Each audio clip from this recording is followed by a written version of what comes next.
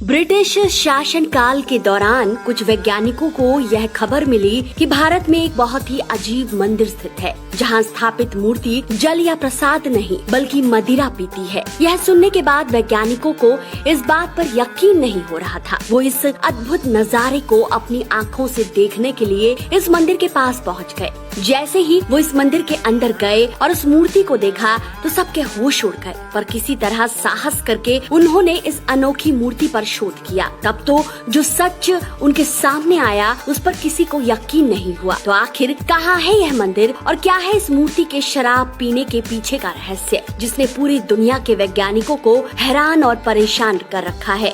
आइए इस वीडियो में जानते हैं। दोस्तों, यह अद्भुत मंदिर महाकाल की नगरी उज्जैन से करीब 8 किलोमीटर दूर शिप्रा नदी के तट पर स्थित है, जिसे काल भैरव मंदिर के नाम से जाना जाता है।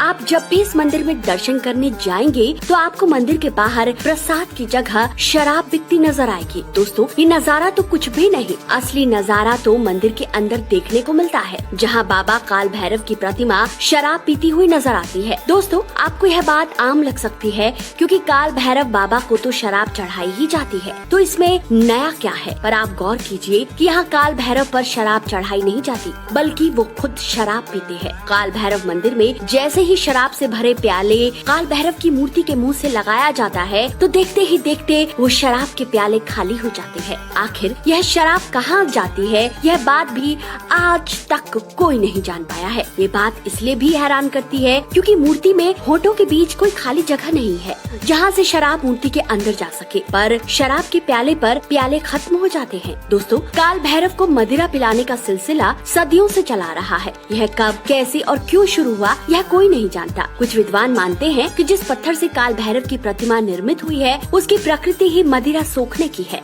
लेकिन सवाल ये है कि आखिर सालों से एक छोटा सा पत्थर अकेले इतनी मदिरा कैसे सोख सकता है। कुछ विद्वान ये भी मानते हैं कि मंदिर के गर्भगृह का वातावरण ही ऐसा है कि जहां मदिरा भाप बनकर उड़ जाती है, लेकिन किसी भी तरल वस्तु को भाप बनने के लिए समय लगता है। पर यहाँ तो काल बाबा काल भैरव के मुख से लगाते ही कुछ ही क्षणों में प्याले के प्याले शराब गायब हो जाते हैं। कहते हैं कि बहुत सालों पहले एक अंग्रेज अधिकारी ने इस बात की गहन तहकीकात करवाई थी कि आखिर शराब जाती कहाँ है। इसके लिए उसने प्रतिमा के आसपास काफी गहराई तक खुदाई भी करवाई थी, लेकिन नतीजा कुछ भी नहीं निकला। उसके बाद वो अंग्रेज भी काल भैरव का भक्त बन गया। दोस्तों, काल भैरव का यह मंदिर लगभग 6000 साल पुराना माना जाता है। यह एक वाम मार्गी तांत्रिक मंदिर है। वाम मार्ग के मंदिरों में मांस, मदिरा, बलि, मुद्रा जैसे प्रसाद चढ़ाए जाते हैं। प्राचीन समय में यहाँ सिर्फ तांत्रिकों को ही आने की अनुमति थी। वे ही यहाँ तांत्रिक क्रियाएं करते थे। समय बीतने के बाद ये मंदिर आम लोगों के लिए खोल दिया गया। कुछ सालों पहले तक यहाँ पर जानवरों की बलि भी चढ़ाई जाती थी, लेकिन अब यह प्रथा बंद कर दी गई है। अब भगवान भैरव को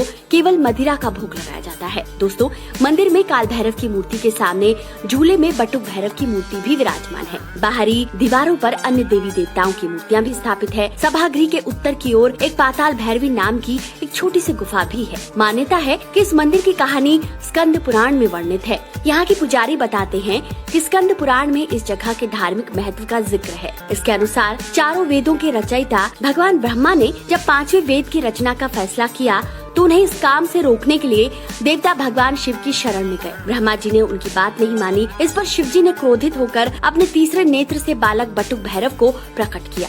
इस उग्र स्वभाव के बालक ने गुस्से में आकर ब्रह्मा जी का 5वां मस्तक काट दिया। इससे लगे ब्रह्म हत्या के पाप को दूर करने के लिए वे अनेक स्थानों पर गए, लेकिन उन्हें मुक्ति नहीं मिली। तब भैरव ने भगवान शिव की आराधना की। शिव ने भैरव को बताया कि उज्जैन में शिप्रा नदी के तट पर ओखर शमशान के पास तपस्या करने से उन्हें इस पाप से मुक्ति मिलेगी। तभी से यहाँ काल भैरव की पूजा हो रही है। कालांतर में यहाँ एक बड़ा मंदिर बन गया। मंदिर का जीर्णोद्धार परमार वंश के राजाओं ने करवाया था। दोस्तों, आज भी बाबा काल भैरव का यह मंदिर दुनिया भर के वैज्ञानिकों के लिए एक रहस्य है। आप इसके बारे में क्या सोच